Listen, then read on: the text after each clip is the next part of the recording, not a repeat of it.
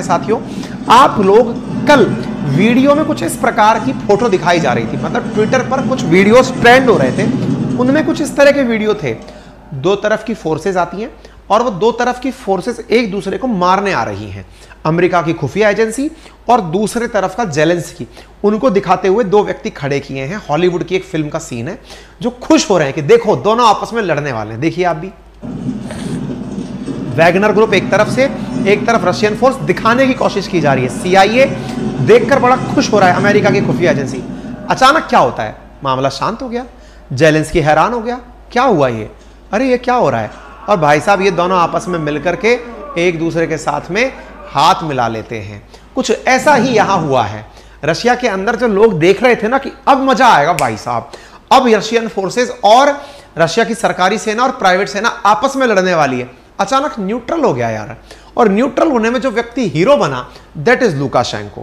भाई साहब ये लुकाशेंको कौन है, ये देखिए, ये बगल में देश है रशिया के, जिसका नाम है बेलारूस, जिसको पुतिन ने थोड़े दिन पहले ही परमाणु बम दिया है। भाई साहब ये लुकाशेंको का फोन आया, फोन आते ही लुकाशेंको की बात प्रिगोजिन ने मान ली।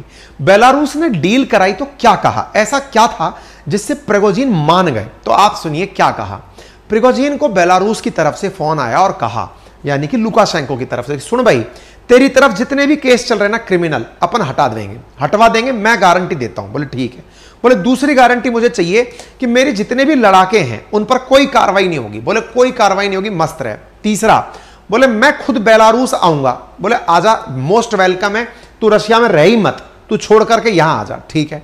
वैगनर के जिन लड़ाकों ने इस लड़ाई में वैगनर का साथ नहीं दिया, यानी वो जो प्राइवेट लोग जो रशिया की सेना के खिलाफ लड़ने नहीं गए, इसका मतलब उनकी जो स्वामी भक्ति है वो रशियन सेना की तरफ है, तो बोले उन्हें सरकारी नौकरी दोगे। बोले डन है। हाँ भाई, जैसे नक्सली कई लोग कई बार समर्पण दे देते हैं, हम लोग भी फोर्सेस के साथ उनको जोड़ते हैं, ऐसे ही भाई साहब इनको भी जगह दी जाएगी। इन शर्तों पर ये भाई मान गए।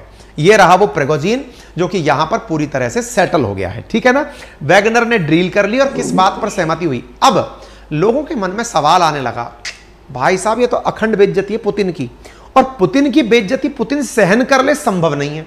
तो कल भाई साहब एक वीडियो और ट्रेंड कर रहा था मीडिया में, क्या था, एक जर्नलिस्ट, पुराना वीडियो है 2018 का, पुतिन से एक जर्नलिस्ट सवाल पूछ रहा है। क्या पूछ रहा है कि पुतिन भाई साहब ये बताओ, क्या आप किसी को माफ करते हो। पुतिन ने कहा हां, लेकिन हर किसी को नहीं। फिर भाई साहब जर्नलिस्ट ने पूछा, तो क्या चीज आपके लिए असंभव है माफ करना। तो पुतिन कहते हैं, अगर किसी ने मुझसे धोखा दिया है ना, या बगावत की है, मैं वो माफ नहीं कर पाता। भाई साहब हमारे टेंशन ये चढ़ रही है कि प्रिगोजिन ने सहमति तो बना ली बेलारूस से, लेकिन पुतिन की इज्जत को डेंट लगा गया यार ये बंदा। और पुतिन की इज्जत में मतलब गुस्ताखी बर्दाश्त नहीं होगी लोगों को, और जब बर्दाश्त नहीं होगी तो कैसे संभव है महाराज। देखो, बट नॉट एवरीथिंग। बिट्रेयल बर्दाश्त नहीं है भाई साहब। तो भाई हमको तो टेंशन ये हो रही है कि जैसे हमने अपने लिए एक न्यूज पढ़ाई थी आप लोगों को कि इंडिया में पुतिन अपने दुश्मनों को मरवा रहे हैं, दुनिया जानती है कि पुतिन का दुश्मन जिंदा नहीं रहता है, प्रिगोजिन कैसे बचेगा। अरे तो बावर्ची था। इस बात पर एलन मस्क भी कहां पीछे रह सकते थे। अच्छा, एलन मस्क को देखकर भी कई बार ऐसा लगता है कि उसका सॉफ्ट कॉर्नर थोड़ा सा रशिया की तरफ है अमेरिकी, लेकिन रशिया की तरफ है। कई बार यूक्रेन को समझा चुका है, अरे यार ले दे के सेटल कर ले यार, तेरा आगे नहीं होगा कुछ भी, छोड़ना, क्यों लड़ाई लड़ रहा है।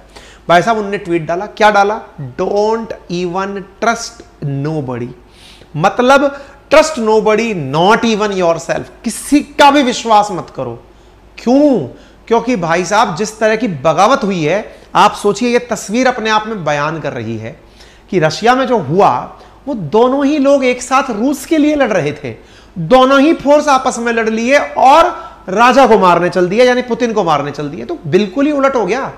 भाई साहब एलन मस्क ने बड़ा लेसन ले लिया। हर आदमी अपने अपने लेसन लेता है, आपने भी लिए होंगे, ले लेना, नहीं लिए तो घटना बड़ी है ये।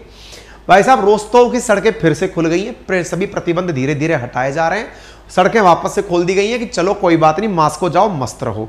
पर आपके मन में फिर एक सवाल बचा रह जाएगा, सर जंगल में धुआं उठे तो आग लगी होती है, और आग अचानक नहीं लगती, माहौल पहले से बन रहा होता है, सूखे पत्ते पहले से इकट्ठे हो रहे होते हैं। क्या रहा होगा यहाँ पे। हमने कहा पुरानी कहानी है भाई साहब। क्या कहानी है, तो मैंने कहा सुनो। तो फिर हमने कहा यार एक शहर है सोल्डार नाम से, बोले किसके पास है? यूक्रेन का।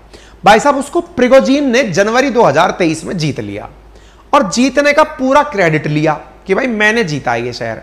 लेकिन रूस की जो डिफेंस मिनिस्ट्री है ना, उसने भाई साहब इन लोगों को क्रेडिट नहीं दिया कि आप जीते हो, ये अपने पास ही लेकर चल दी रक्षा मंत्रालय कि देखो हम जीत गए। आप और हम भी यार कहां सुने वैगनर का नाम, बस प्राइवेट आर्मी कभी सुन लेते थे, कभी इज्जत ही नहीं मिली भाई को। इसको चाहिए थी फुल इज्जत कि यार मेहनत मैं कर रहा हूं, शहर मैं जीत रहा हूं। अगली बार फरवरी आई, प्रिगोजिन के ने रूस के डिफेंस मिनिस्टर सरगई शोगु पर आरोप लगाए कि वो उनके लड़ाकों को लड़ने के लिए वेपन ही नहीं दे रहे। ऐसी स्थिति में वैगनर को खत्म करने की हमको इच्छा लग रही है। हमें लग रहा है कि हमारी प्राइवेट सेना इनकी सरकारी सेना को कंपटीशन दे रही है, इसलिए जो इनका रक्षा मंत्री है ना, वो हमारे लड़ाकों को लड़ने के लिए गन नहीं दे रहा है। भाई साहब लड़ना चाहते हैं ये लोग, आप समझ रहे हैं? ये है प्रिगोजिन, देख के डर जाओ आप एकदम। अपनी एक अग्निपथ करके फिल्म आई थी जिसमें कांचा चीना बना था संजय दत्त, बिल्कुल प्रिगोजिन वैसा दिखता है।